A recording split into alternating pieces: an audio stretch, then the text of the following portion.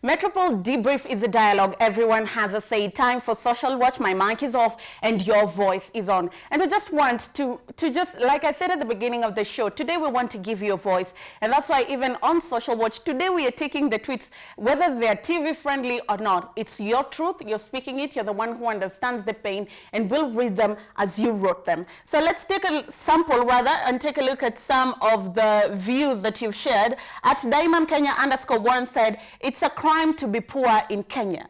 Unfortunately, no one will fight for poor people unless we wake up and fight, because they're killing. They should be done the same too. Now, this is exactly what I asked Irungu and Shiko towards the end of the conversation. We are on the edge of chaos, the brink of falling apart. It's us versus them. It's no longer the police protecting people, but when people see the police, they see their brutalizers. Hence, they're saying, nobody is speaking for the poor. We must arise and speak for ourselves. And that's why Irungu and both Shiko said radical reforms must be introduced in the police to restore the faith of Diamond Kenya and other Kenyans in the system and its ability to protect them and uphold their human rights. Let's take a look at another tweet.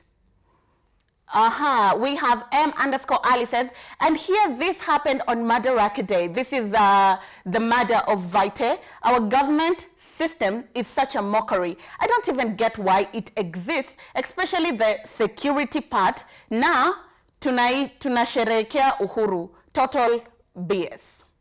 According to Ally, it's not yet uhuru, because if a homeless man can be murdered in the streets in cold blood, not just one bullet, more than one, as the resident of Mathare narrated earlier on in the show, then this just goes to show that clearly there's something that is terribly wrong somewhere, and there's nothing to celebrate, as she puts it. Let's take a look at another tweet.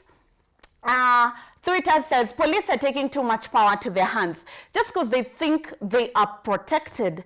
Well, we need power to the people. They serve the people, and the best way we can cut this loophole is to amend some of the policies that are bringing imbalance of justice to politicians. This also goes to something that Shiko said about obeying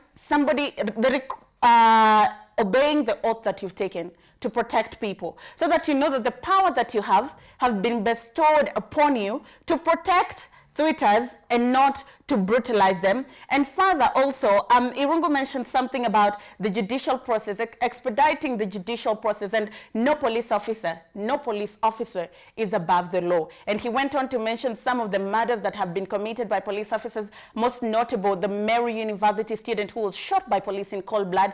His murderer has been arrested, and the case will be proceeding in court to see how it goes. Let's take a look at another tweet.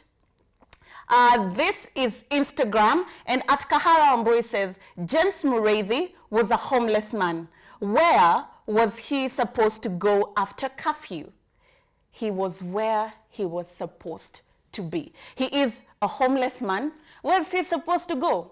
And he was not just shot once. He was not just shot twice. The first shot was to his leg. You've completely immobilized the person. I think according to the law, that's where it stops, and you arrest the person even if they're criminal. It did not stop there. The die was cast that the man was going to die, and he was going to die by the hands of the police, as if poverty is not enough. Kahara Mboi couldn't have put it any better. We want to cross over to the streets and listen in to what you had to say about the topic of the day. It's a touchy topic. It's an emotional topic. It's a difficult one to speak about, particularly if you've been victim of police brutality. But again, if we don't talk about it, who will? So here is Street Talk.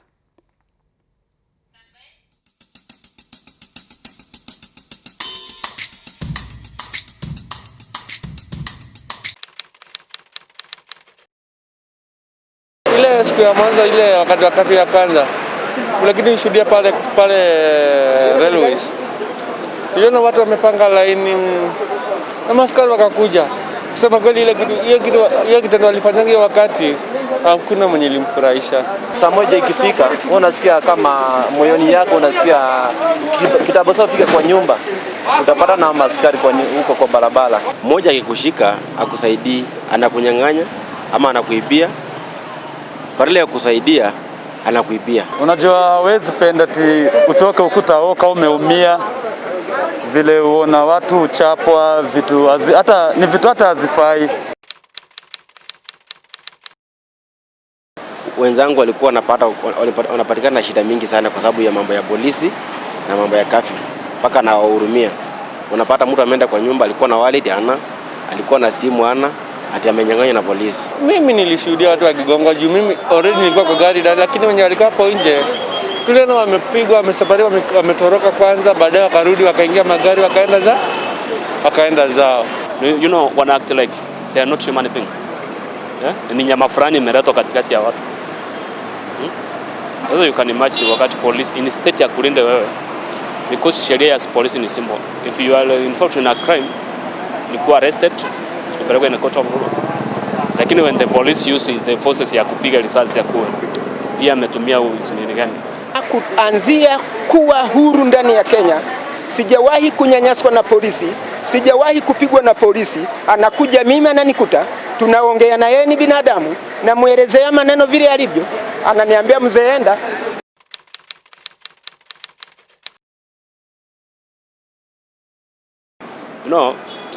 Ile kitu iko Kenya mingi ni mimi natoka wapi, ni mtu mgani nimekutana naye.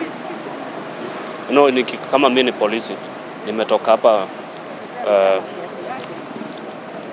Karenchen, sema hivyo, nikikutana nao naongea hai aterere, unajua kupiga risasi ni rahisi because you are not from my region. Mtu mwenye amechukua kazi ya polisi amejikuja kutafutia familia yake, hajakuja kufanyia wananchi kazi. Wengi wamekuja kujitafutia, kwa sababu unaweza pata mtu ameshika mtu amsaidii kulingana na polisi, anamtreat kulingana vile amemuona. Kama ni tajiri lazima atamuitisha pesa mingi, kama ni maskini atamuitisha pesa yenye ako nayo yote. Sasa unapata hapo hawa polisi wa Kenya wengi hawatumii wananchi vizuri. Kama polisi roho zao si the same, wako different. So ukipata na ule karao mbaya unapata mabaya, but ukipata karao kuna anajua kazi yake vizuri, anafaa kuprotect mtu si kumuumiza. Bado serikali kusema kweli bado kuna kazi mingi ya kufanya. They have not done enough sort of mambo ya kujua mimi ni polisi, I'm supposed kuhudumia mwananchi yeyote yule. Ligati anatoka wapi, yeye ni region gani, yeye ni kabila gani. Is a Kenyan. Hiyo ndio kazi umechukua ya kumlinda na kumprotect. Polisi wanafaa kurekebika, wazungumuze vizuri na raia ndiyo wenye maneno. Kwa mfano, wewe umetoka Pangani, umekuja kufanya upelelezi hapa, bila kuhusisha mimi, hakuna kitu utapata. Okay, one more tweet and then we shall go to debrief take home. At TVG Otieno says, Octopizo, we will hashtag, but y'all never come out during street demos, and when we go in the streets tonight were hooligans, what were kibera. Justice will not be given to you. The justice system doesn't work. It's time to reorganize. This tweet couldn't have been more timely, because even world over, look at what's happening when people world over are going out to protest against police brutality, Black Lives Matter, the murder of George Floyd. They're called hooligans, they're called looters, and not just by the media, by heads of states who've seen it with Donald Trump. So already politicians are rigged against people trying to fight for their rights, and he's saying the justice system doesn't work, it's time to reorganize. And all those loopholes in the justice system that allow criminals who've committed police brutality against civilians, whether guilty or not, must face the full wrath of the law. Well put, Steve I.G. Otieno. Now, time for debrief take home. I was going to donate my 2 minutes to Reverend Al Sharpton, but he's online. And you can always go to Twitter and listen in or follow his tweets and Instagram. But because we are being honest here, I want to be vulnerable for once and be honest with you.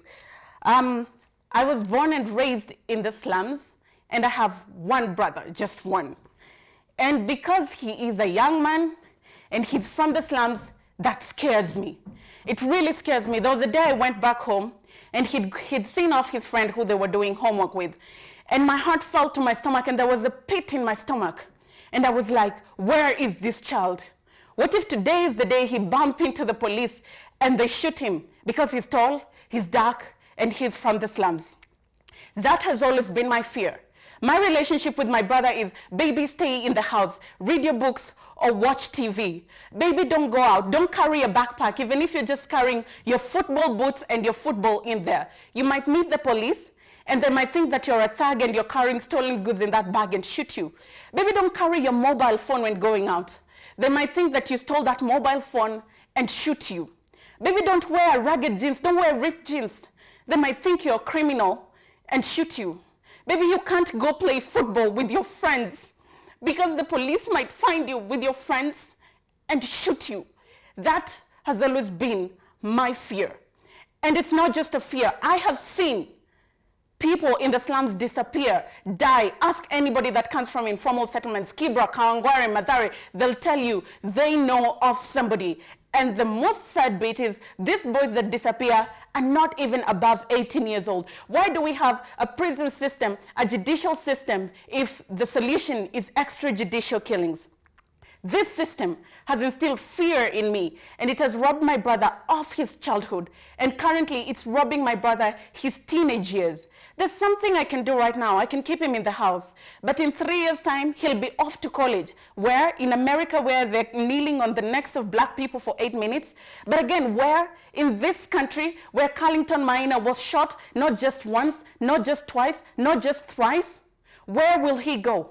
So that is my fear. It doesn't matter that my brother wants to be an industrial chemist when he grows up. He's poor, he's from the slums, and he's a man. Boom, stamp of death. That is the state of this nation. And that is my fear, and that is my story. We'd always like to hear from you.